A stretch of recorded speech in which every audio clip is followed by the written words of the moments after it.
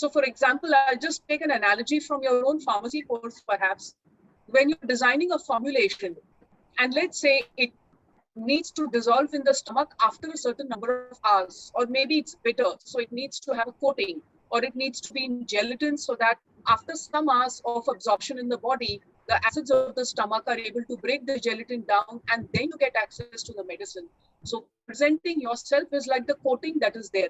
You are already fine the way you are as people. All we need to do is figure out what's the right coating to have, so that when you're presenting yourself to the world, you're already going to be doing a great job.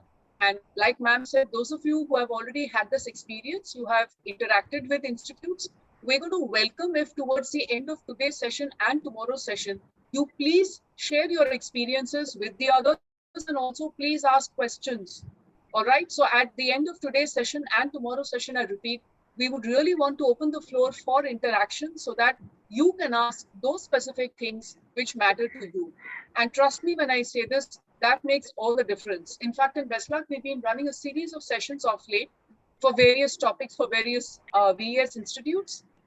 The most value add, according to me, happens in the second part where we're doing the actual interaction. All right. So we're going to get ahead into the session for now. If there are no questions for now, let me start off by asking everybody, how many of you want to go for higher studies? Could you please type yes in the chat box in case you're planning an MPharm, or you're planning an MS, or you're planning an MBA? Could you please type yes in the chat box?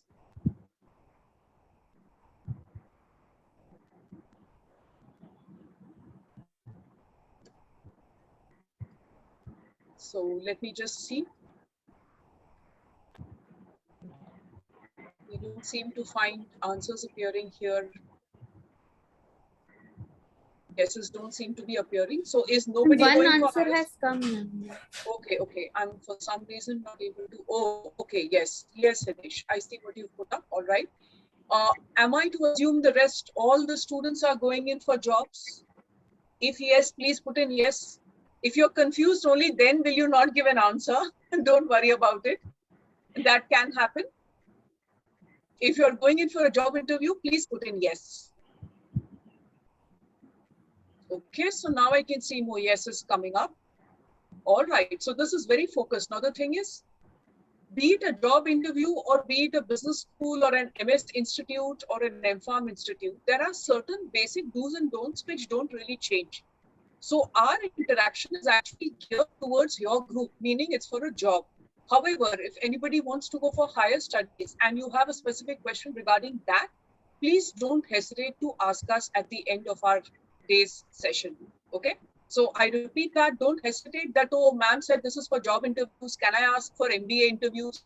Yes, you can. We'll try and guide you to the best of our ability. And where we don't know, we'll try and nudge you towards those sources of learning which are going to help you. So let me tell you on that count, what is it that we're doing? I'm just going to start the screen share. So today we have decided to have 2 segments out of the total of 4 that we're going to be doing today and tomorrow in 1.5 hours each, which is essentially about how we present ourselves in the campus to corporate transition that we make. So if you look at this transition, this is probably the biggest milestone you're going to have in your lives after your 12th board exams. And that itself means you've got to be very mindful about the mental, emotional preparation for this. It's not just about knowing your subjects well, it's also about how well do you know yourself. In that thinking, what are the things we discuss? Today, there are 2 things we are discussing. What is your unique selling proposition? Because this is the foundation for any kind of interaction with corporates. And then we talk about how to groom and present yourself. Then tomorrow we get into details of body language and interview preparation. When I say details of body language, we're going to focus more on the online interviews part. I will also be talking about the physical interviews. Like Swati ma'am said, you could be having both kinds of interviews. So we'll make sure that you're covered for both. On that note, let us get started with the very first segment. And students, I hope you have some paper and pen next to you, because you're going to need to write down perhaps a few thoughts in the exercises that come up. If you don't have paper and pen, I'm going to just pause for a few seconds and give you time. Please grab some paper and pen, some diaries, some notebooks, some journal, so that you know what to write.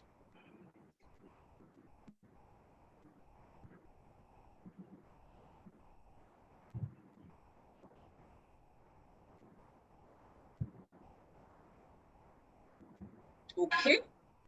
So the very first thing is, what is your unique value proposition and what's your nickname? Now, if you're wondering that we thought we're joining in for a Westlack session and interview preparation and what is ma'am talking about? As you know, one of the very common things we discuss in our Westlack sessions always is this: what is it that's unique about each one of us? And by now you know that this becomes the foundation on which you build the other answers for interviews, on which you decide how to present yourself, on which you even decide how to, let's say, calibrate your body language. So for example, if you have a personality that is more introversion oriented, you're going to talk in a certain way, your facial expressions will be more muted, your hand gestures will be lesser. Right now on camera, perhaps you can see I'm making more hand gestures. Now there's a reason for it. Tomorrow when we talk about body language, I'm going to be touching upon that. At the same time, you can make out that when I'm talking, the pitch of my voice is rising and falling. And again, this is something which we highlight, especially in online interaction, because this has to compensate for the lack of body language, which otherwise happens. But all of this rests on the foundation of who is it that I am, who am I, and what is my uniqueness. Now, when we say who am I, we're not talking from the philosophical, metaphysical level, I am soul, I'm Atma, or I'm Jiva, or whatever. We're saying simply as individuals on this planet, who am I? So students, please take a few moments. Even if you've done this exercise before, either with Westlark or with someone else, we're going to repeat this exercise. Please write down 3 adjectives to describe yourself in a positive way. I repeat, 3 adjectives to describe yourselves in a positive way. Please write. Please write it on paper, and then one of those adjectives, please write in the chat box. Why I'm saying one is sometimes you yourself may want to edit because you feel one trait really stands out in you. So we're going to pause for a few moments here.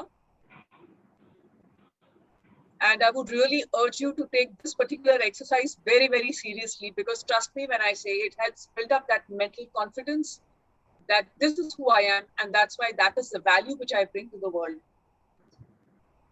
So I'm going to use the time to drink some kara.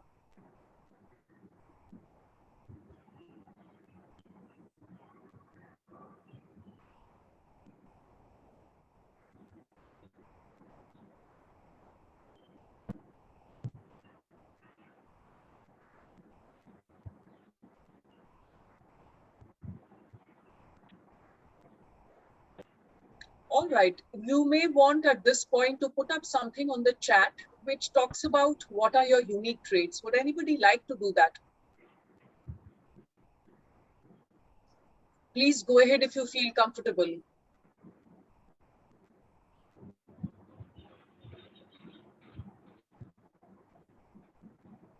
Anushka, if any answers come up, I would request you to please let me know.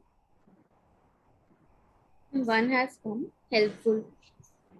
Helpful. Good. Very good. That's a lovely trait to have. And again, that is something that you're going to need as a future professional, because helpfulness shows your willingness to add value to other people. So see, students, when you share with me your trait, I'm going to help you with those points, which tomorrow we're going to discuss in the very common question which students mess up. Tell me something about yourself. So that's the reason why today I'm asking you to put this up on the chat and to write it separately on a piece of paper if you can. This is completely voluntary, of course, but I really urge you to do it. More have come. Sure. Idealistic. Consistent. That's it. Good. So idealistic, that's a wonderful, wonderful word to write. And I must tell you that as somebody who was of your age years back, I went through the illusion or the wrong belief of thinking that idealism is a weakness and not a strength. It's taken me years to realize that being idealistic is a tremendous strength, and the world needs more people who are idealistic. And today, if I have to go and talk in front of, I mean, literally anybody, it will not be a problem, because I know idealism is what gives me strength. It's not about your number of years of experience. It's not about the designation that you hold. It's not about the qualification, what we call the thappa that you have. Those are not the things that give you strength. Idealism carries you forward. So whichever student has said idealism, I would say hats off. It's fabulous. Please keep it going. and never ever believe that that is something to be diluted or that is a weakness. It is not. It is a very, very strong strength. It's not just a strength. I would say if idealism is your trait, then that's like a superpower. I call it a superpower, meaning it's something that you really have in your command to give to the world, by which people get to benefit. So hang on to it, nurture it, strengthen it, make it grow. The student who's written consistent, again, that's exemplary, and that's a trait actually of emotional maturity. So I hope those of you who have shared on chat, thank you for doing that actually, because it takes some amount of unself-consciousness to do it on the group chat. Whatever I'm sharing with you about your trait, please just let it be in your mind. If you want to jot it down, you're most welcome to jot it down if you feel it's useful. Otherwise, just let it be there in your mind. You will have a question very often. Tell me something about your strengths and weaknesses. You need to be able to talk about your strength with conviction, with clarity, with certain amount of confidence that, yes, I have this trait or I am this sort of person. So please understand, for example, the student who said consistent, that is a strong trait connected to emotional maturity, because only somebody who has emotional maturity can stay at the same level of performance and not get thrown here and there when something happens to derail us, and things will happen to derail us. We know on a daily basis, there are unexpected things which come up. All of us have seen what happened last year to the entire planet. So the very fact that you find yourself to be a consistent person is very good. It's, I would say, very laudable, because it means you have reached some level of emotional balance, emotional equanimity. Now, these might sound like very large words that we're using today, but every word is being said with precision and care, because every word links up with other words that you all are sharing. So if anyone else would like to share on chat, either one trait or more traits of yours, please feel free to go ahead. We'll take a few moments more for this, because I'm going to then help you build and develop those points. And this gets correlated to our tomorrow's discussion. Like I said, tell us something about your strengths.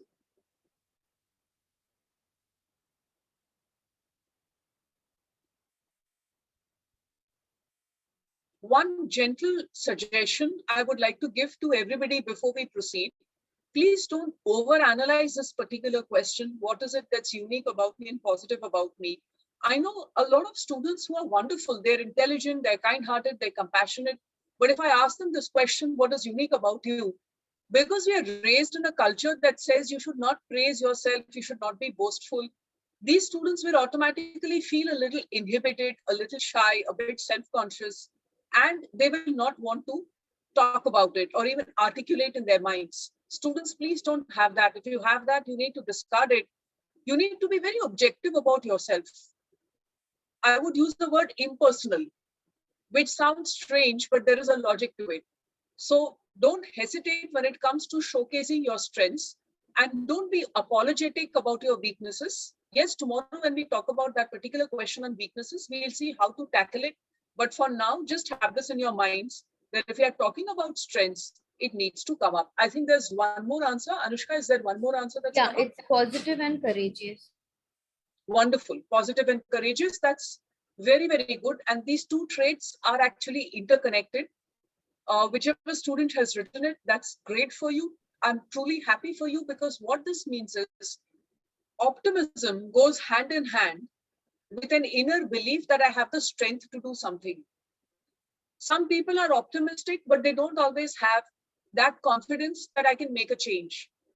So courage is nothing but feeling, yes, as we say in Hindi, mujhe kuch karna hai and I can do it. And sometimes we don't even have it in full measure. There are times when we actually doubt our abilities, and then courage becomes our ability to still get up and move and do what needs to be done, although from inside, maybe our hearts are breaking, or mentally we are extremely anxious about something. God forbid, let's say something has happened in our homes or to our loved ones. Courage is about our ability to put all that away and still get up and go ahead and do what is necessary, and not through pity parties, not whine, not grumble and ask, why me, poor me, why is this happening to me? So whichever student has written both these words, I would say truly great, you're fortunate, you're blessed, and please keep this going. Because again, as a professional, what does this mean? It means tomorrow when you're working in a team, you will have to extremely good things to give to the team, to your company, to your organization. One is optimism, because when you say positivity, the ability to be creative, the ability to say, okay, what do we do? This is a situation, what do we do? Whatever has to happen, had to happen, has happened. Now what next? So that is positivity, the ability to reframe a bad situation, the ability to see the silver lining of the black cloud. And courage then means to put that into action. So one of them is about our thinking. The other thing is about behavior. So I would say you're truly blessed. Whichever student has said this, I would say you're truly blessed because you've got both the ability to think the right way, the ability to act. Is there one last answer that's come up? We'll take this and then go ahead.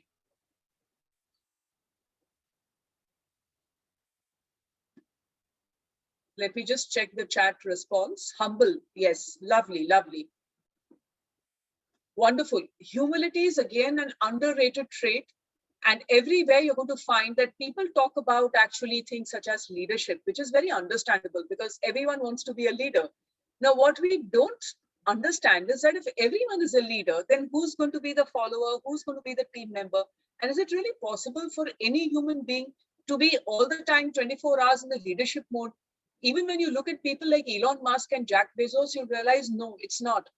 Everybody needs other people for support systems. Everyone needs to be able to talk to someone, vent to someone, share with someone, take advice from somebody. Now, what does that mean? That means we have got to accept what our strengths are, but also what are the boundaries. I won't use the word limitation. I'll say, what are the boundaries of our abilities? And that is being humble. The ability to recognize that I can do a lot, but this is where I stop. That's humility. That means being down to earth. So we always say that keep your head on the ground, even if your head is in the clouds. You could be dreaming of very major things. You could be having grand visions for yourself. Absolutely fine. But your ability to stay down to earth and rooted is what makes sure you survive. And why does this help you in the professional world? Simply because otherwise pride comes before a fall. Someone who's not humble is going to end up being arrogant with power as he or she grows through the hierarchy. And there's nothing uglier than a person who's arrogant and egoistic. I'm sure you don't need me to tell you that. You just have to look around you and you know the truth of that. Therefore, humility, like I said, is an underrated trait. And this actually helps you become a very approachable leader. When you take a leadership mantle, it also keeps you as a wonderful team member, and you learn how to toggle between the roles. You learn how to switch between the roles based on the situation. You're not going to be someone who craves the spotlight, who puts up a post on social media and gets thrown off in case it doesn't get a certain number of likes in a certain span of time. You will know that there's much more to life than what meets the eye. That is humility. So therefore, with humility comes a lot of practical wisdom and also great leadership and team member qualities and traits. So great. I'm happy to see a lot of students shared their personal traits. Like I said, this helps you build up. The others, no problem. If you didn't want to share right now, that's absolutely fine. If later on you want to share at the end of today's session, that is also welcome. And some of the things your classmates have put up on the chat, I'm sure have resonance with you, and you'll be able to identify certain traits which you also have similar to what has been discussed. So we're next going to go to a concept which has become very popular and which actually has been around in our country and many other places for a long time. The concept is called Ikigai. Many of you might have heard this concept. It's a Japanese concept. But like I said, this has been around. I discovered it maybe almost 20 years ago when I was reading the works of Sri Aurobindo. So I actually got it from a book of spirituality. But let's take a look at the Japanese concept, and I'll tell you why you need to know this for your presentation for interviews. So take a look at this particular screen. What this means is a reason for being. Ikigai is the center of 4 circles, which consist of your lists of things, what you love to do, what you're good at doing, what the world needs, and what the world will pay you for.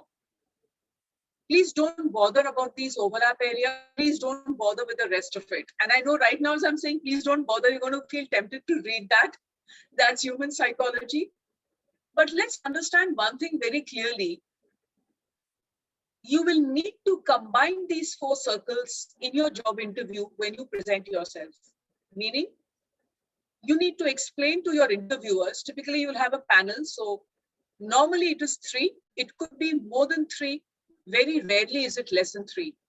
Most panels that I've seen comprise 3 people. Sometimes it is 4 or 5. But usually for entry level 3. You have to pitch yourself to the company as per your clear understanding of Ikigai. So straight away, what I would suggest to you students is, I'm sure by now everybody's got paper and pen next to you. I will not ask you to do this whole exercise now, but take a screenshot if you want of this slide, or if you want, draw 4 circles on a sheet of paper next to you. Later on, once today's session is over, please fill up at least 2 to 3 things for each of the circles and then see what is the common overlap area. What you love stands for all the activities you enjoy. I remember asking this question to an 18-year-old very recently, about a month and a half back, and her first reply was, "Ma'am, watching K-dramas." And I burst out laughing. I was helping her map out her Ikigai. I told her, "My dear, that's not what you're going to pitch for." She was trying for an internship. I said, "That's not what you're going to be using when you're pitching for it." So remember, when you make the list, if you say, "I love to eat Maggi noodles and I love K-dramas," that is not the kind of thing we're looking for. What we enjoy doing in terms of our professional lives. As a student, what are the subject examples that you have enjoyed? That should come here. What are the areas of research that you feel drawn towards, even if you couldn't maybe do it during your study years, but given half a chance, what would be those areas? Which are the activities in extracurricular and co-curricular domains which you have enjoyed doing? That is the first thing that comes here. And this is the first circle. The second circle that you must fill, I'm using a different order. Please note here, this comes as 1. The second circle is what you're good at. Now, this need not be the same as this. I'll give you for my own example. So my bachelor's happens to be in commerce and my MBA happens to be in finance. I was in investment banking. I was good at accounts, scored full marks, but the balance sheet never made me happy. Making the debit equal the credit, it was more a sense of relief. It was never a sense of joy. Similarly, I remember when I did my MBA years, there were lots of subjects like operations research. I scored either full or close to full. Econometrics, of course, econometrics I also happen to love, which is a combo of eco and statistics. You could be skilled at maybe 5 things or 8 things, but out of that, there will be 3 or 4 that you really love. You're passionate about it. Now, how do you know what you're passionate about? Because that could be a question in some of our minds. Ask yourself, let's say when you're reading a research paper or you're reading a textbook or you're listening to a class in that subject, which are the subjects where you can just go on for a long time without wanting to stop, where you can completely immerse yourself. You don't look at the clock. You don't realize the passage of time. And if now you're laughing and thinking, haha, none of the subjects, then you have a problem, my dear. So we'll have to talk separately about that. But there will be usually 1 or 2 out of the second list that also overlap with this. Now you need to look at these 2 circles. Is there a demand and can you get money for it? Now you might think, aren't these 2 circles the same? If there is a demand, you will get money for it. The answer is no. Society, for example, needs counselors. Society needs activists. Society needs therapists. But is society willing to pay that much for it? Do we really have a market for that? The answer is no. Society needs caregivers for those who are elderly in our population. But do we have a structured market? The answer is again no. So this is about the demand part, and this is about the systemic setup that you can say our country has by which you get paid, either our country or the world by which you get paid. So this is about your professional domain, purely in terms of demand. And this is which of those demand areas can you actually monetize. So for example, let's say you're interested in something which maybe 10 years down the line could become popular, right now is not something that pays well. So that gets knocked off from your Ikigai. So once you've filled these 4 circles, look at what is common. Like in my case, when I transitioned from being an investment banker to being a trainer, What stood out is my desire to learn, my love for learning, and my love for sharing with corporate trainees, with students, with different people. And that clearly emerged as an overlap between all the four circles. Now, that was sheer luck. I'll be honest with you, I never sat down and did this exercise, and we never had anyone to tell us about these things in the first place. So we kind of stumbled and learned things by trial and error. But you don't need to do that. You can do it in a very, very structured way, which saves you time. It saves you the trouble of making mistakes and feeling disappointed and dismayed. It gives you that much of an extra edge.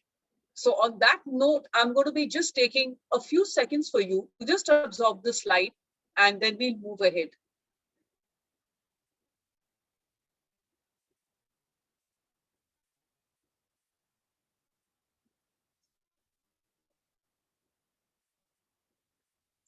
Again, students, please note, this is something that we are going to be using tomorrow when we build up our question answers. So I'm coming back to the point we made a few moments ago. When you pitch yourself as a very good employee for your future organization, let's say for your potential employers, you need to help them see that there are certain things you're good at, which you also enjoy. And obviously the very fact that they're interviewing you for it means that they have the need and they're going to be paying you for it. So these two parts are anyway taken care of. When you pitch yourself, you're going to focus on these two. But when you're deciding, even before going for the interview, that for this company, what should be my focus? For company X, for company Y, what should be the focus? Let's say you're giving an interview at Dabur. I'm just throwing a random example. The way you pitch yourself will be different as compared to, let's say, if you're going to Cipla or if you go to Hext. For each company, your positioning of these will change. Now, does that mean you have to keep making your Ikigai chart again and again for different companies? No, you don't need to do that. But by looking at one comprehensive chart, you should know which parts of it to pick and which parts to keep for later. So on that note, I'm going to move ahead from here. If you have any questions for this, you could just keep a note of that and later on ask in the chat. So this is what we focus on really. And you will be focusing on this in future when you have your interviews. Make your Ikigai align with what your potential employer needs. Now, don't use the term Ikigai, all right? I'll tell you why. Unless it's an HR person also is there as part of the panel, typically the technical experts who take your session, most people I have seen in panels, they are what we call the nuts and bolts people, in the sense they just want to go for the brass tacks. They just want to go for the core content. They will see your competence. If you use words like Ikigai, sometimes that can boomerang, it can go against you. So I'm just cautioning you all, use this concept for your training. Don't talk about this particular word unless you're talking to an HR person. How do you know you're talking to an HR person? Typically, the person will ask you questions like, how do you see yourself 5 years down the line? Or if money is not a problem, what would you want to do for the rest of your life? I think they'll ask you non-subject related questions. So as you know, in any interview panel, when there are multiple people, there are people with different domain expertise areas. Mostly in the interest of time management, what we do when we take interviews is we divide the work. So one person addresses the technical questions, one person addresses maybe certain ancillary subjects, and a third person may be looking at it only from HR or psychology point of view. So this word is okay, provided you feel you're talking to someone who's talking of personality, emotional quotient, all those things. Otherwise, don't use this word in your interview, but please use this concept before your interview preparation, preferably today and tomorrow itself. Draw up your chart. After having finished with the first segment, we now go to our second segment for today. So today we have just two segments. This is the second one, grooming and presenting oneself. So what is it we're talking about? As you know that when you appear for an interview, whether it is in the online world or in the virtual world, your first impression gets made on the basis of grooming. And that's unfair, right? Because you would say that appearances should not matter. It's about your content, not what you look like. Fortunately or unfortunately, part of the Darwinian survival programming that's been in the human brain for tens of thousands of years is such that when we look at a person, we will make certain snap conclusions about him or her. And experts tell us This is done within 3 seconds. 1, 2, 3. That's it. Which means you don't have too much of a time window in which to make that appearance for the interview. So what are the absolute basics to keep in mind? When it comes to the gentleman, you need to make sure, firstly, ideally you're clean shaven. Now, why am I starting with this point? I have noted a lot of my co-panelists, when I'm on the panel for an interview, feel that somebody who's not clean shaven is going to be A, too creative, B, too much of a maverick, 3, perhaps eccentric, 4, a radical, 5th, someone who doesn't listen to rules and doesn't obey the authorities. Now, please note, these are all assumptions. None of them have any basis on fact. You could have someone who's very sweet, very obedient, very meticulous, follows all the rules, and who just prefers to have a stubble or a beard. But that's human perception. Because for years and decades and centuries, we have kind of equated the clean-shaven look with a certain thinking and the bearded look with a different image. If you're trying to come across as an artist, a painter, a thinker, a philosopher, then a beard can work wonders. If you're in the advertising domain, go in for all the fancy beards and that's absolutely fine.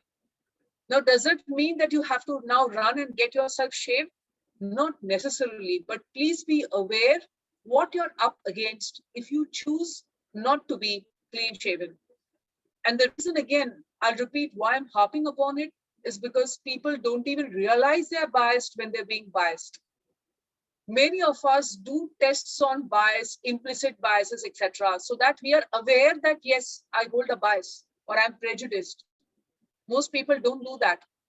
So they'll think, oh, I'm a very broad-minded person, but actually they're not. They're quite narrow-minded.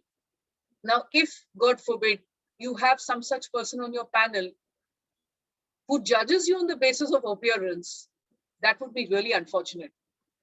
Along with that comes the part about the hair. The hair has to be properly groomed and tended to, which has been very difficult during the pandemic, especially. But that is where YouTube has come to the rescue, along with your whatever Philips hair shaver or whatever other appliances and gadgets you have. The male students will know what I'm talking about, I'm sure. It's perfectly possible, even in today's day and age, even if, God forbid, tomorrow there are more issues, lockdowns, curfews, etc., you still can come across as very well groomed. You just need to check up YouTube. I have actually known young people to do this. So I'm speaking on the basis of what I have actually witnessed and seen. It's possible.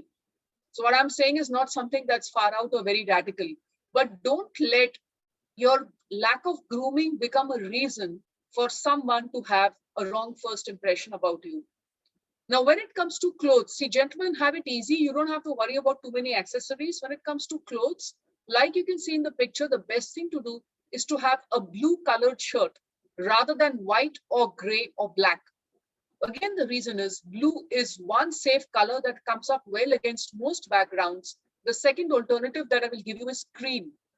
So cream, ivory, beige, something that's between white and yellow.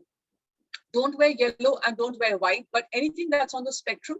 So cream is got a little pinkish reddish tinge with white and yellow, whereas you could have beige or ivory that's more yellow without the red part of it.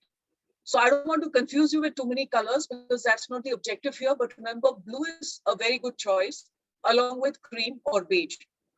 The tie color should match the shirt in the sense, not matching as in being of the same shade, but of the same color family. You can also have a contrast, but don't go for a radical contrast. This is not the time to say, okay, I've got a red tie with Mickey Mouse print on it, and that's what I wear with my blue shirt. No, if you're wearing a blue shirt, go for a dark blue tie, perhaps with small polka dots or something like that. Or you could go for something that's very close to dark, maybe a midnight blue. Choose a color that complements what you're wearing. Don't let it detract or take away from your impression. The idea is not to have something distracting. And on that note, therefore, there are two accessories that gentlemen will pay attention to. One is spectacles, if you're wearing specs. The other is your wristwatch. In case when you're making gestures, your wristwatch is visible. Should you be wearing a wristwatch if you normally don't wear? You don't need to. Is it required? No. But if you're one of those people who likes to have a wristwatch, by all means wear it, but make sure it is not too attention grabbing. So while taking interviews in the physical world, I have seen young candidates with large dial watches, which are eye-poppingly attention-seeking. Please avoid that. Even if it's your favorite watch or it's your lucky watch or some uncle gifted it to you and therefore you want to wear it for the good vibes and blessings, please don't. Wear something that's simple. The idea is simple, elegant, unobtrusive. You don't have to be stylish. Just be simple, well-groomed, elegant, and unobtrusive. Unobtrusive means you're not trying to seek attention through your looks. You are keeping everything low-key. Why? So that the focus is there on what you speak. So with this particular explanation of the clothes, which we will keep in mind for tomorrow, because tomorrow we go into body language, we're going to move ahead from here. Again, if you have any questions about this, please jot it down on a piece of paper and ask us towards the end in the chat box. When it comes to ladies, again, you have similar rules. Here, of course, the picture that I've selected is about Western business wear. You could also have what we call the Western pantsuit. This one shows what we call the skirt, blouse, and suit set. You can have different variations. If amongst the ladies, any of you have the courage to be in a sari, I would say be in a sari because you're going to stand out.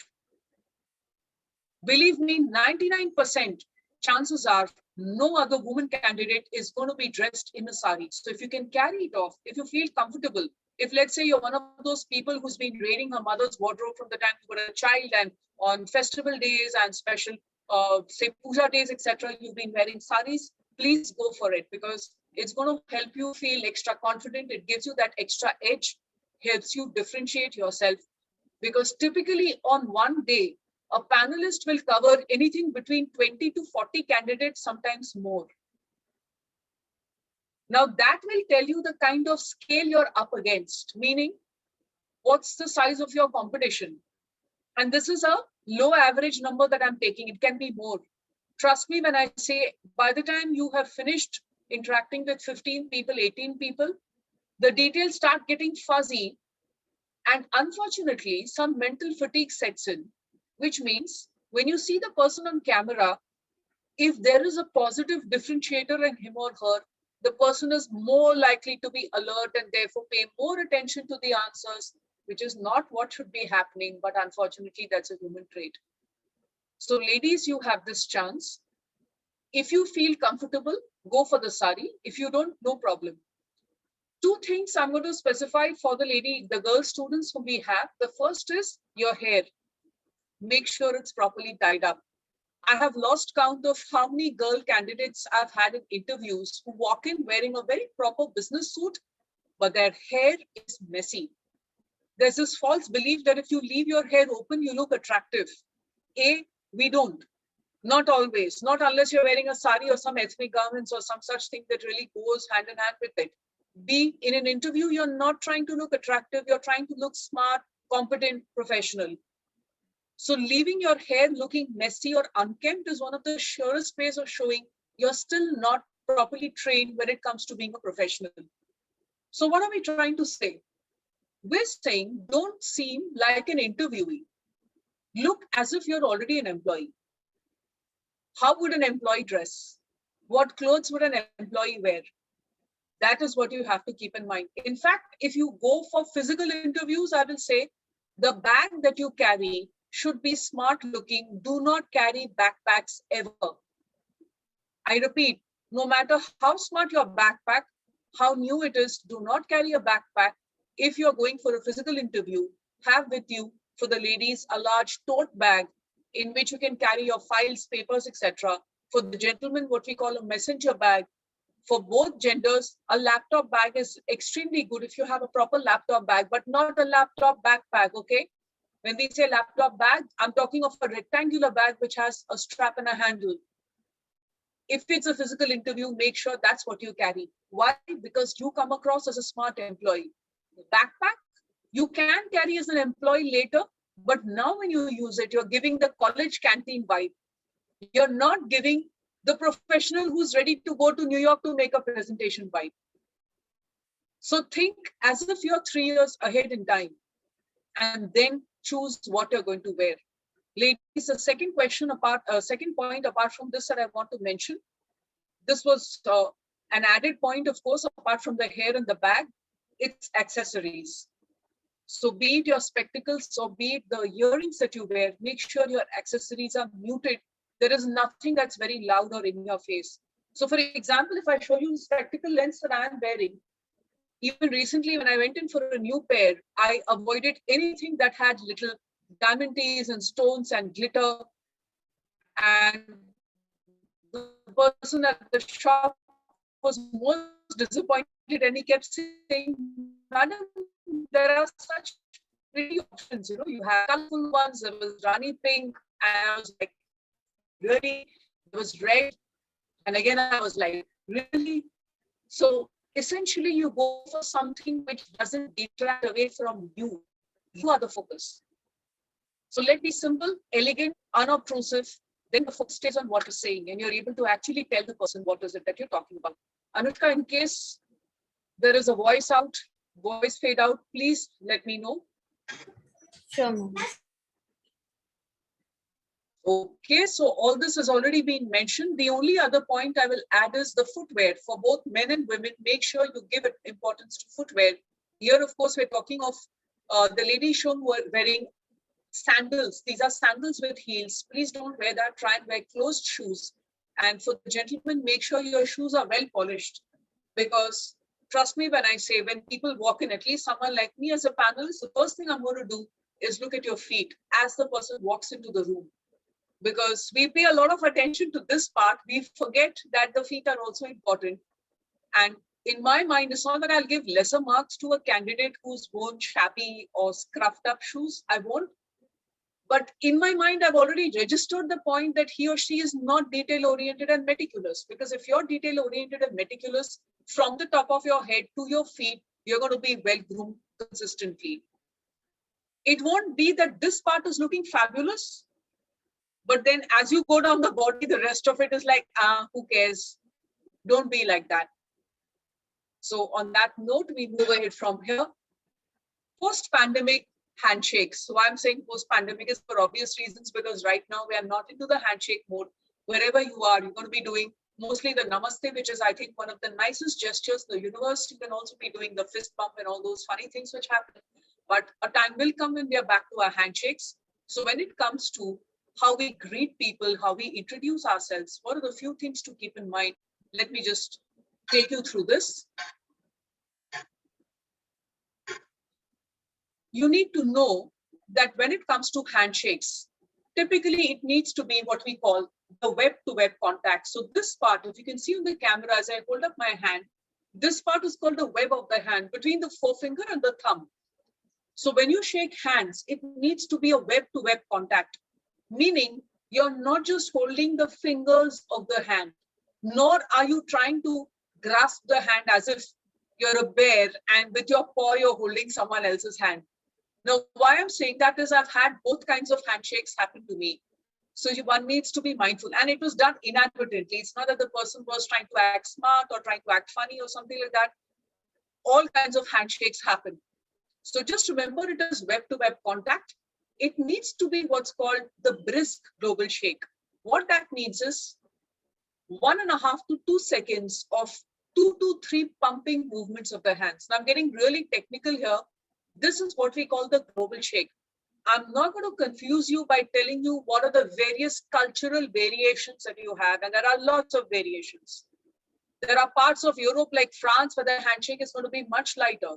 There are parts of the world like the Middle East where the handshake will have a light grasp and will go on for longer. We won't get into those details. If you're traveling, maybe on work at a future point of time, remember for now one thing, you will need to customize your handshake based on whom you're shaking hands with. And there are parts of the world, again the Middle East, where if you're a gentleman, you're not going to shake hands with a lady unless she takes the initiative and gives a hand first. In fact, usually that won't. You're not going to have any sort of physical touch interaction with somebody, because even the formal handshake is considered kind of taboo in that society. So you won't do it. For now, you need to know if you're doing interviews in India and if it's in the physical world, please just have a normal, brisk global handshake with a firm hand clasp. Firm means it's not limp, what we call the wet fish, And nor is it so tight that what we call the bone crusher, that the other person takes the hand away and is waiting for the circulation to come back to the fingers. So just stay in the middle of the spectrum and you're going to be fine. What are some of the protocol points? When you go for an interview, the interviewee, meaning you, will be the one initiating the handshake. So you place your hand if you're doing a physical interview, and you'll be doing it twice at the beginning when you walk into the room, also at the end when it's over. Students, this second part is what most Indians forget. Most of the candidates that I've encountered over the years forget to do an end handshake. Another very funny thing that happens is, suppose there are 3 panelists, 2 men and 1 lady. Like I've been on several such panels where there are 2 gentlemen and I'm the 3rd person. If you have a male candidate walking in, they'll shake hands with the 2 men and then look at me all confused. Do we give our hand? Do we not? Now, this is the tricky part. If it's an interview, give your hand for the handshake. If you don't, you're actually being disrespectful because you're kind of indicating to the lady that I'm keeping a gender differentiation when it comes to the respect that I give. However, in the business domain, let's say you go for a meeting and you're meeting a lady who's maybe 55 years of age and she is someone high up in command, but she may not be that, let's say, globally well-traveled. Let her give the cue as to whether or not it should be a namaste if it's India, or it should be a handshake. So I repeat, if you're a male candidate, you're going for a physical interview and you have one interviewer, who's a lady, please also offer your hand to her for a handshake. In fact, you should be starting with her and then giving your hand to the male candidate interviewers who you have, and finishing it that way also at the end of the interview. Again, in terms of protocol, usually we start with either the person who's closest to you or the person who seems to be senior most. So I can tell you one thing, when it comes to physical interviews, if there are 3 people behind a table and a candidate walks in, based on where the chair is placed, he or she will start shaking hands from either end, meaning either end of the table coming next to the chair. Unfortunately, we can't show it to you right now, but that's okay. I'm sure you can visualize. So if there are 3 people, start from one end of the line and take it forward. You don't have to start with the lady if the lady is sitting in the middle, okay? Start from one end. So you have a gentleman, then a lady, then a gentleman. Or if it's a lady on one side, the lady and the 2 gentlemen, it doesn't matter. However, if you're in a meeting, then the rules change. Typically, you will shake hands with the senior most person. If you're in doubt, not in interviews, but in professional interaction thereafter, I'm meeting a lady, I happen to be a man, should I give my hand for a handshake? Use your instinctive reading of body language to see her cues. If you're talking to someone who's a business person, who's a professional, who seems to be well-traveled, who is maybe got a more global perspective, go ahead and give your hand for a handshake. What is the worst that can happen? She may not reciprocate. That's okay. We don't take it to our hearts. Our ego doesn't get hurt. It's okay. It's a momentary thing. If you don't give your hand for a handshake, it could mean that you are being a little biased. So be careful. For the ladies here, luckily these rules don't apply, because if you're a lady, you're going to be shaking hands with both men as well as women. You don't have to worry about whether I give my hand for a handshake or not. Take a look at this picture. We have 2 legendary people here, Bill Gates and Mark Zuckerberg. Both of them were shaking hands with the previous premier of South Korea, Park Geun-hye. Now, Bill Gates is shaking hands in a certain way. Zuckerberg is shaking hands differently. According to you, who is doing it the right way? Please use the chat box and share who, according to you, is doing the correct handshake here. So this is Bill Gates, for those of us who don't know, and this is Mark Zuckerberg. If you think it's Bill Gates, just write Bill. If you think it's Mark Zuckerberg, just write Mark in the chat box.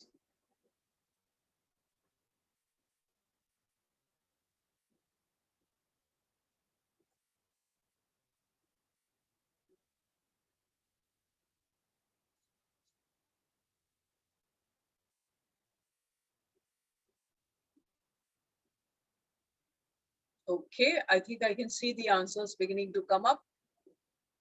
Okay, mark, mark, mark. Okay, that's interesting. You can take a guess, huh, students? You can take a guess. No negative marks. This isn't an exam.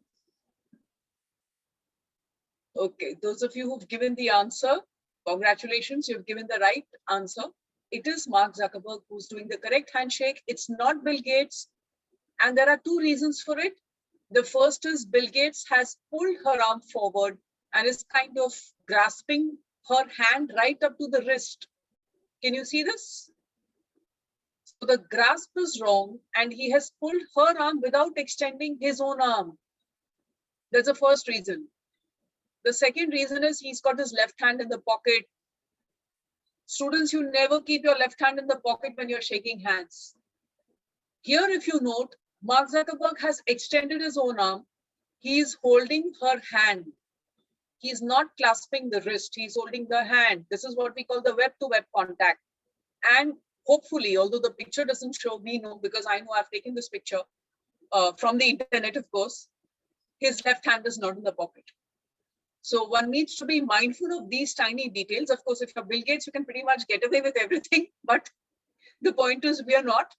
We need to make sure we're following the protocol so that we're not getting misinterpreted. On that note, I'm just going to take us ahead into our introduction. Take a look at what the common introductions are. You will be wishing the person. I've written good morning, but of course it can be good afternoon. It can even be good evening. I've been as part of a panel in interviews which have gone on till 9 in the night, and the person is wondering, do I start with good night? No, you don't. You never begin an interview by saying good night. You can see that at the end in case your interview is stretching. You don't say, I am so-and-so. Typically, you would say, my name is so-and-so. Now, what is the difference between the two statements? When you say I, that's your full identity. Whereas when you say my name, that means the label on you as a human being. Small difference, but important difference. I have lost count of how many candidates make this common error, especially this won't apply to you all, but I've interacted with people who come from various backgrounds, etc., where maybe the learning that they had in school was of a certain kind and nobody's fault at all, but they'll say, me so-and-so, or I so-and-so. My name or my good name so-and-so. We don't use words like my good name. That is a literal translation from Hindi when we say, Aapka Shubh Naam kya hai? Now, in the Indian thinking, Shubh Naam, etc. means what is your proper name versus what is your nickname. And we also want to say that your parents gave a lot of thought towards giving you a nice, auspicious, happy name. In the global world, that thinking doesn't really carry much relevance. So you again have to customize. So in fact, I remember even in my professional interactions very early on, when I has to talk over the phone to people located in what's known as regional rural banks in remote parts of the country. And if I used Hindi, I would ask, Aapka Shubh Naam kya hai? I would never ask, Aapka Naam kya hai? Because when you're talking to someone who's definitely older, because when you start off work here in your 20s, you could be talking to someone in his 40s or 50s. You don't straight away say, what's your name? But when you're introducing yourself, you don't say my good name is ya mera shubh naam ye hai. You would just say my name is so and so. So I hope this clarifies the point and doesn't confuse you, but that's important. If you're doing an online interview, as you're talking and as you introduce yourself and you say good morning, my name is whatever, please smile wider. And if you're wondering how do you smile and talk, it's possible. Just try it, you'll get the practice, you'll get the hang of it. Why are we saying smile wider on Zoom? And please don't try it in the real world. If you're doing a real world, physical world interaction, keep the smile more normal. But on Zoom, you need to smile wider because the camera is only going to be seeing a part of your body and you've got to compensate for the absence of body language, which otherwise would have happened in the real world by making sure whatever is visible on camera is focused, it's positive and optimistic, it's happy, it's enthusiastic, and it's clear. So your arm movements will become more of hand gestures and they'll be more definitive, etc. So just keep that in mind. It's part of your introduction. You need to have a few statements ready in your head or on paper. Which institute you're from, What is the qualification you have completed or you're completing? In your case, it's you're completing. What post are you applying for?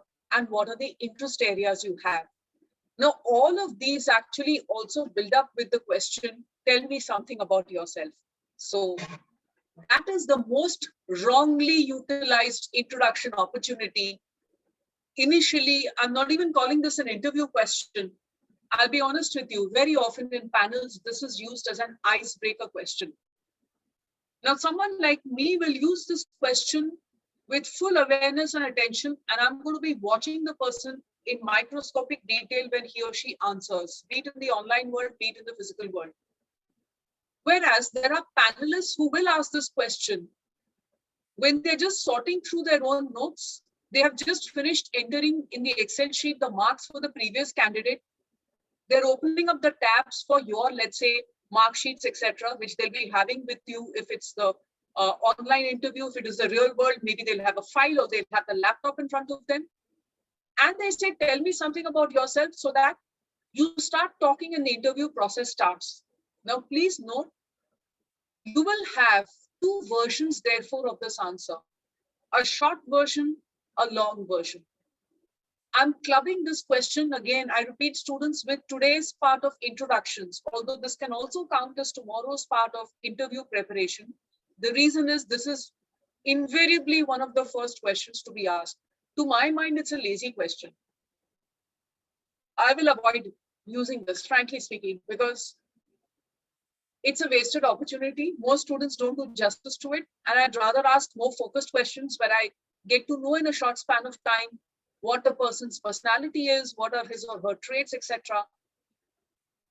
What I'm going to suggest all of you do, those of you who are here today, please prepare at least a few bullet points for this answer, which I'm going to invite you to share tomorrow. I repeat, please prepare at least a basic synopsis of this answer. You should be really polishing this particular question's answer. Have something ready tomorrow, maybe just what we call the skeleton outline, so that when we have a session, you can share it with me and I'll give you on-the-spot suggestions on how you can change it if you need to. If you don't need to, that's wonderful. So on that note, again, if you have questions about this particular topic, please jot it down. I'll be finishing within 2 to 3 more minutes and we'll open up the floor for questions. So have your questions ready. The last thing that we talk about today is the business card. Again, in the post-pandemic world, this is going to make a resurgence. So there are certain rules when it comes to presenting yourself as to how the business card interaction happens.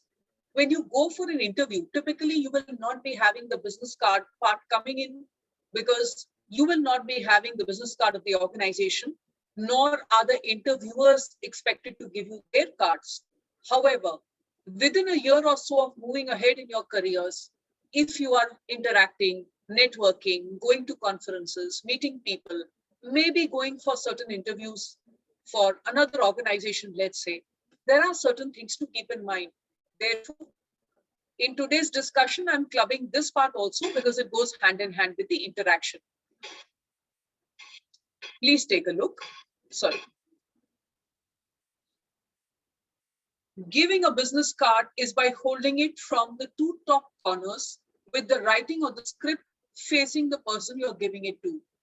Receiving the card is done in a mirror image way. You hold it from the 2 corners at the base of the card. You read it carefully. This is again a place where Indians go wrong. I happen to be interacting with a lot of people from different countries in the course of my work and over the past several years. Most countries give more respect to the business card than we do. There are exceptions, of course, but in general, and of course, Japan is one country that does this the maximum. They will take a few seconds to read the card that's given to them. Whereas Indians, we are so impatient. We're always in a hurry that we are just going to take the other person's card and maybe shove it into the pocket. We never do that. That's really, really bad manners. We need to have an empty card case into which we place the card that we've received. We read it nicely, put it into the card case, and it goes into a front pocket, which could be a shirt pocket, or if you're wearing a suit or a blazer, the blazer pocket. For the ladies, it will be your purse, or hold it in your hand until such time as you're able to keep it in your bag. Do not ever write anything on a card. Don't staple it, don't fold it, don't pin it, don't give it to someone else in front of the person who's giving you the card. Students, please note, again, I repeat, this training is going to come in useful a little bit into your careers, but you need to be prepared now so that you're not caught flustered and on the wrong foot in case you encounter someone who is kind enough to give you their card. Even before you have your own card to give, you still need to know how to treat that whole process with respect.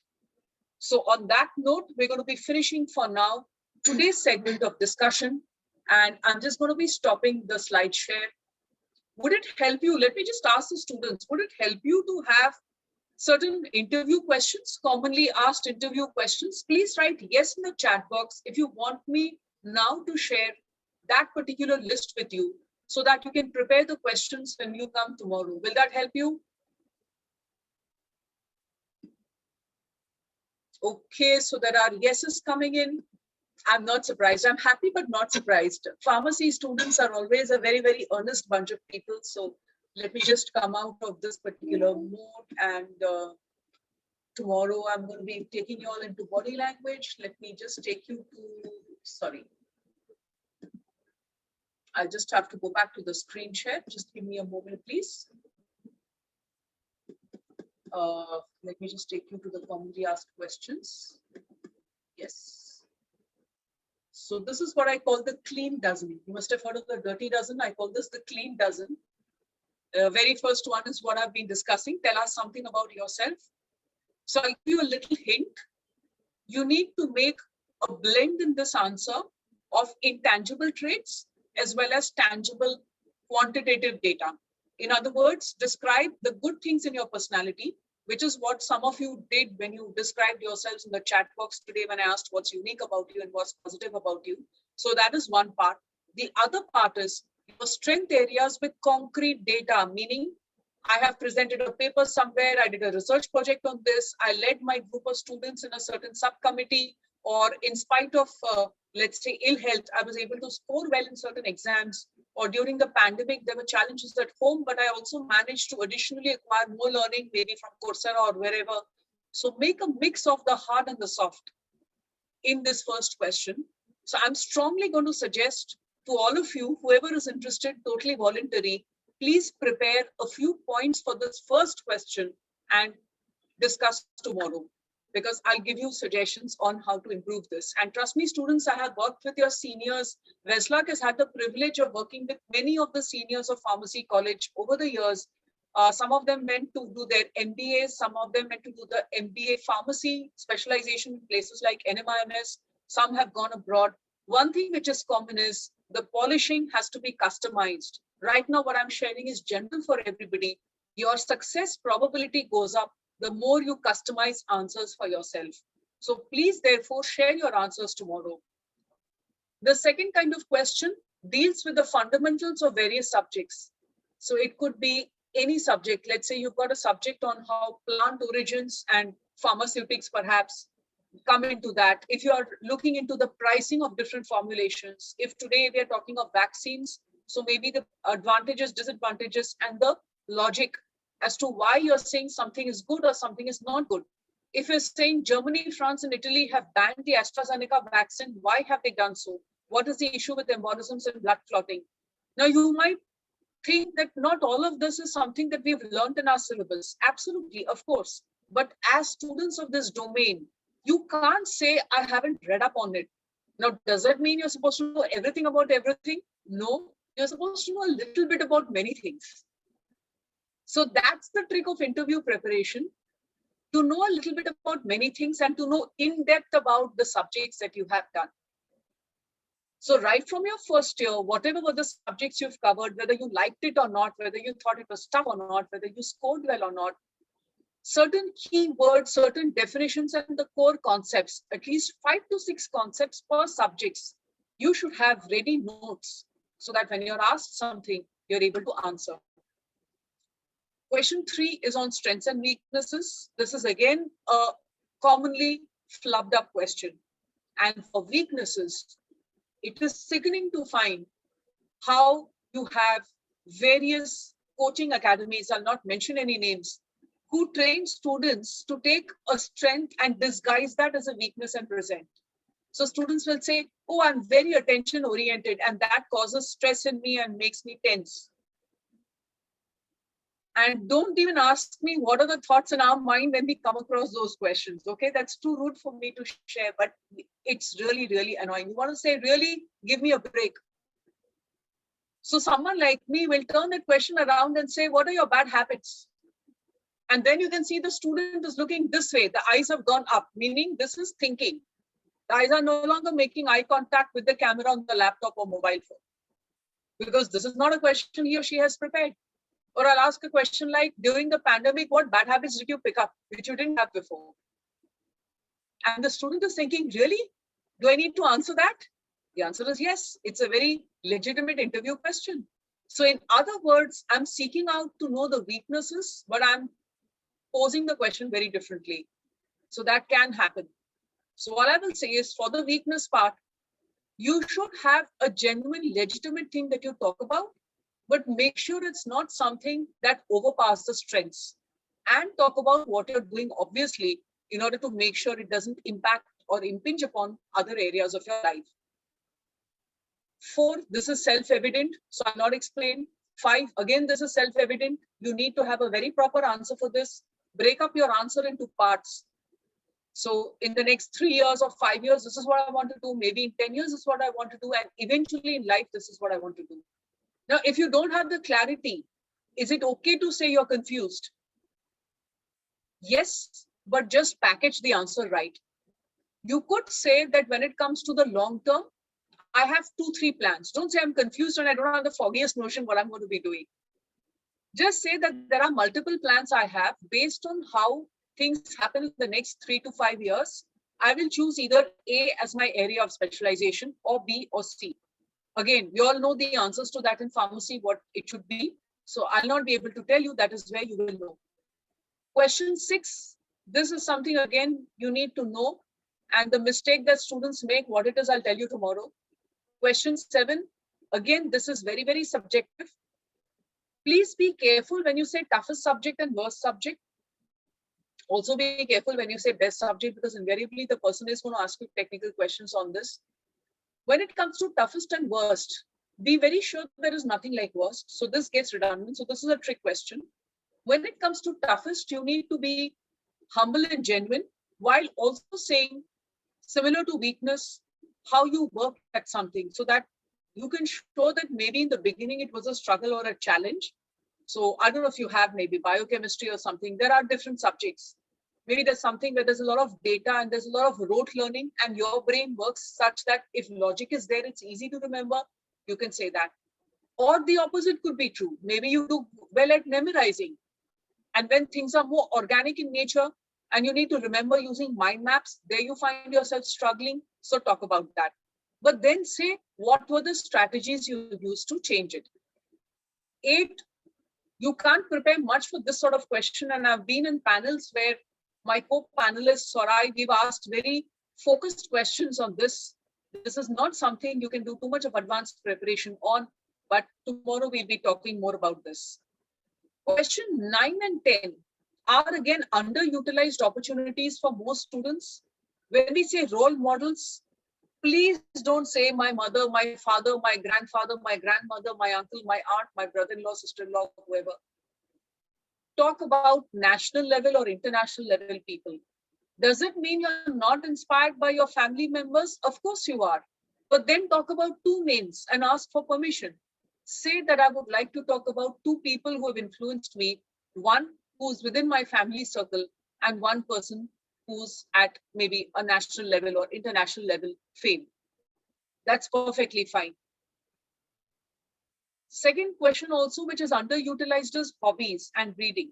Now, if you're not a reader, that could be a problem, because this is a very common question that's asked. And why is it a common question? Someone who has the trait of reading shows an ability to have a wide thinking mind with multiple perspectives. Unfortunately, if the only reading you do is textbooks, once in a while, maybe your Kindle or whatever you're doing on your gadgets, there's a problem with that. So you need to rectify, which means Very quickly, you should be going through and reading at least a couple of books so that honestly you can answer this question, what books do you read? Question 11 is a very crucial question. Why do you want to work in our company? When we say three-part answer, we're talking about structuring the answer to say, A, y'all are doing XYZ great work. B, my skills match what y'all are looking for. C, in future, this is what I hope to do in terms of research. So you're showing alignment, in other words, between what the company wants and what you have to offer now as well as in future. Last question. This is what we call hypothetical situation questions. Again, these are very difficult to coach people on. And thankfully, coaching classes and academies don't touch these because they have a very blinkered approach. So me, for example, I would ask a lot of questions on ethics because, well, that's important. Integrity is very, very important.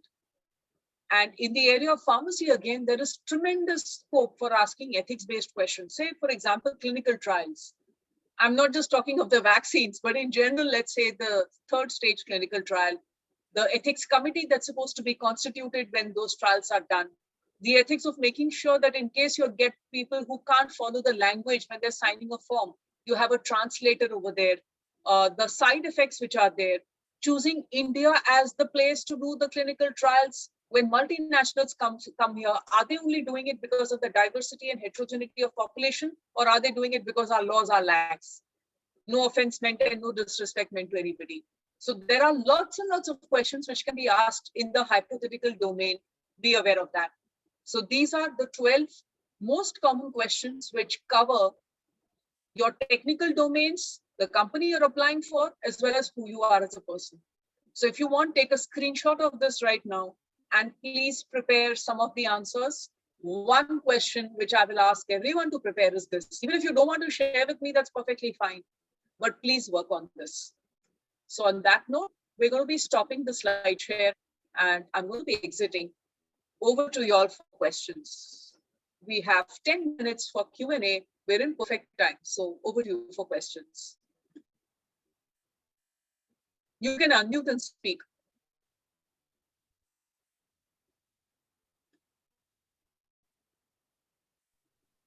Ma'am, I have a question. Sure. Like we have attended a similar session in the past, and the speaker specifically told us to not initiate the handshakes when we are going for an interview.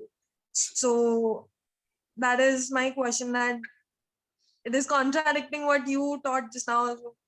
Yes. No offense meant. So Anushka, what I would tell you to do is finally what feels right to you. I'll share with you where I'm coming from and why I said that the interviewee will take the initiative to give the hand for the handshake. It is part of established protocol globally. Let's understand one thing very clearly. Handshakes were not really part of the Indian business culture till a few decades back. So if you ask your grandparents' generation, they will say that it was always about the namaste. Handshakes were seen as more Western, something which was imported from USA and Europe perhaps. And that's true, that's not wrong. However, with the passage of time, even the most Indian of companies have gone towards handshakes. There are exceptions. If you're applying for a Patanjali Ayurveda, you're not going to be giving your hand for a handshake. So use your common sense, use your discretion. You're going to be doing the namaste. However, if it is a more Western, a more global ambience and scenario, let's say it's a physical world and you're going for a multinational company, let's say, like I said, Cipla. Will you be giving your hand for a handshake? Yes. According to me, yes. Why do I say that? Like I said, think of yourselves as a future employee. When a future employee walks into the room, will he or she be hands off and wait for them to initiate the handshake? Chances are they won't. If they're Indians, they won't. If you were doing the interview in Switzerland, would they do it? Maybe. If they're gracious, they'll do it. If they're not so gracious, they may not do it. So I'm sharing, Anushka, what I have learned in my own career, spanning more than 2 decades, interacting with people of UK, Brazil, France, Venezuela, USA, South Korea, Singaporeans, Middle East, UAE, lots and lots of people and lots of Indians. And when I say India, multiple cities, because in the course of corporate training, what I've seen is it's a power thing. Whoever has the lesser power gives the hand for the handshake first. So a visitor will go and extend the hand for the handshake, but the host being gracious can also do it. But the visitor is supposed to do.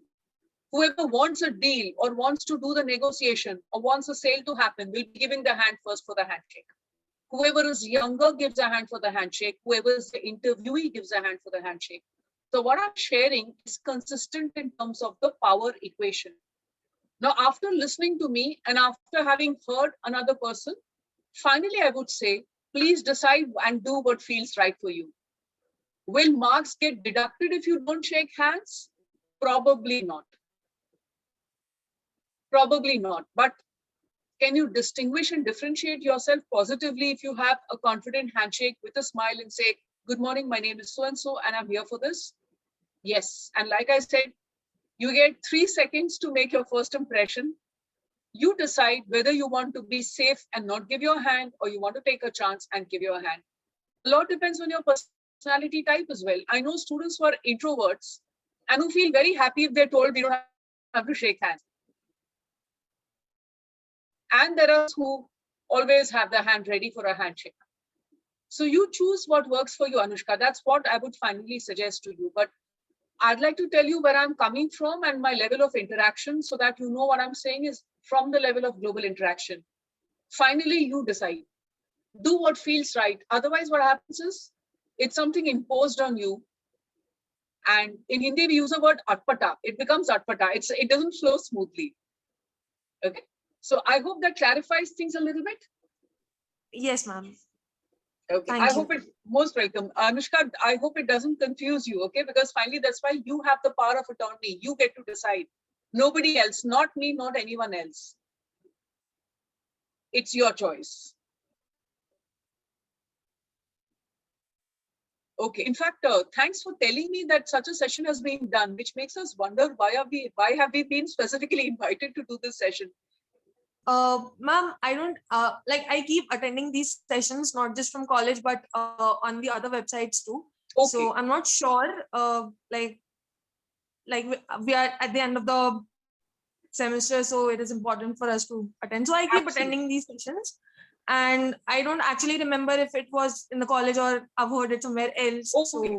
So fair enough. Yes. Fair enough. Absolutely fine. Yes. And Anushka, this is going to happen in many other domains of life. If you listen to 3 people, they may give you 3 approaches for doing something. So are we supposed to get back and get confused or do a majority count? No. Use your common sense, use your gut instinct, check your personality type, and then take a decision for yourself. Good question. Anybody else? Would you like to ask any questions? Actually, ma'am, what happens, these guys who come for placements, they themselves keep telling the students a few things, they just like when they come for an introduction of their company, for an interaction, that is the time when these people keep giving some small tiny tips to these students as well. So then students try to pick up so many things and they're all confused. That can happen. So I said, that's why I've given you the way out of the confusion, that you decide based on common sense, the context and your gut instinct. There are lots of factors which play a role. Like I said, if you're going for a Patanjali company, you're not going to be giving your hand for a handshake. But if you're going to a company which is based in Switzerland headquarters, and in your panel you find there's somebody who's definitely not an Indian, definitely you'll be giving your hand for a handshake. So it's a combination of variables, which is why if anyone gives you just one formula, be careful. That's the reason why even while talking of handshakes, I give you all so many protocol do's and don'ts. And I even told you that culturally, in different parts of the world, there are different rules. I have worked with 5-star hotels to train their people that if you have a guest, with whom do you have a light handshake? With whom do you have a strong handshake? It changes. But we are lucky we're doing our interviews in India. So you don't have to worry too much about that part. Correct. Very true. Ma'am, do you think there are any other points which you feel the students need to be guided on? Because pharmacy ma'am, actually, I'm very sorry. I was not there for most of your lecture, most of your presentation. I had another lecture actually. So I'll share that with Anushka as well. Maybe you can wind up the session. I may not be there throughout. I just joined this and I heard your Okay, no problem. We are just going to be finishing, in fact, in a minute or so. So any last questions, students? Please go ahead and ask. I have another question. Sure. Like when we students keep talking to each other about the interviews, we are kind of confused about the documents we need to carry while we are going in a personal interview or a offline interview. So can you just tell us about something like what are the necessary documents we need to take with us? Absolutely. That's again a very good question you've asked in terms of the logistics, Anushka.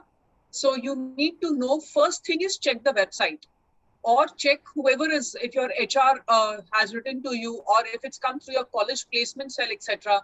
Typically what happens is every company will give you a customized list that what are the things which they need you to carry. So make sure you're carrying that. So I'll give you an example. I've had students of Management Institute who've been told to carry their passports for the interview, because they need to make sure your passport is valid. It's valid for maybe 2 years and not just 6 months, etc. Because sometimes they are immediately posted or they're sent for a trip somewhere. So for those reasons. So the first thing is do your homework when it comes to what is the company told you about what documents they need, which either your placement committee or the website or the HR person of that company will tell you.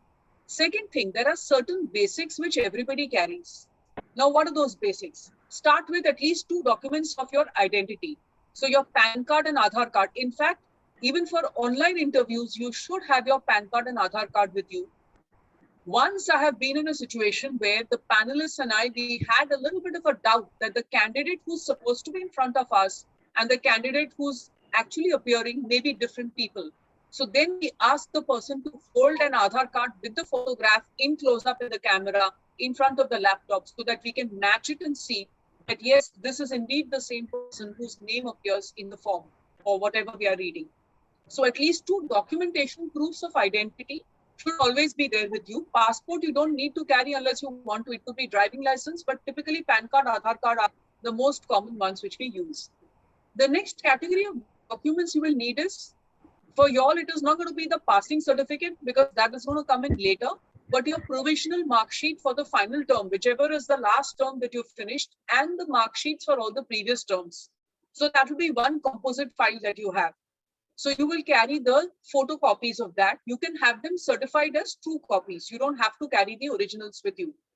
Another set of things you'll carry is extracurricular activities.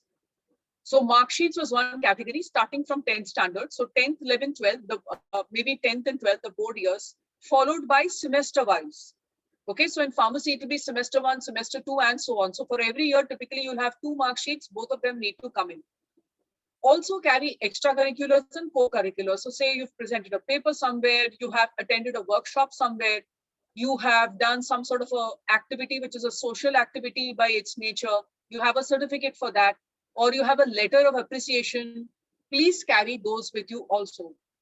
The third kind of document could be something completely customized as per the company. So for example, let's say you're doing a very niche kind of application where you've got a certain research area of interest and you've done some reading there, or you've done some kind of work there. You've maybe written a blog post about it or something. Now, this is a rare category and it hardly comes in for fresh students. I found very few students to have that. So on online interviews, for example, I'll share with you, I had a student once who spoke about how she started a blog in a certain domain and she wanted to share with us the link for the blog. And that was quite helpful because I could actually go to the link on the spot and gauge her interest and depth of understanding in that area and then ask her questions accordingly. But that is very rare.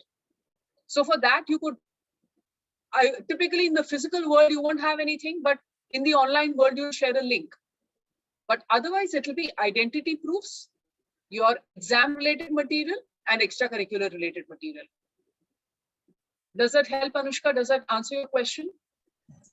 Yes, ma'am. Thank you.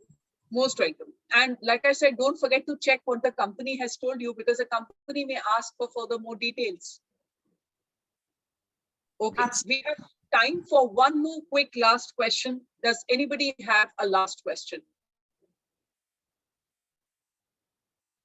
It's just touching 12. So if anyone has a last question, you're most welcome to ask. I hope you have noted the 12 questions that I showed you today, which tomorrow we're going to discuss a bit more in detail. Please prepare whatever answers you feel up to it. If you feel enthusiastic about it, that helps. It actually helps. All right. So thank you so much for your patience.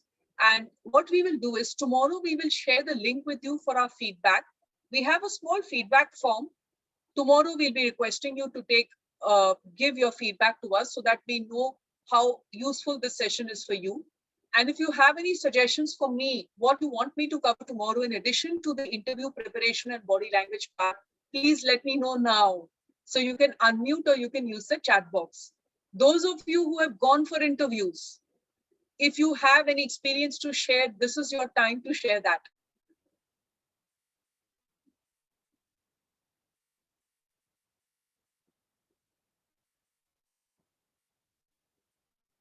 Okay, so I'm going to take the silence to mean that we didn't have any glitches in our interviews. Everything has gone smoothly. Maybe we just have to work towards polishing some of what we're doing and then take things ahead. So thank you so much for your patience and see you tomorrow at the same time. We'll be again having a 1.5 hour session.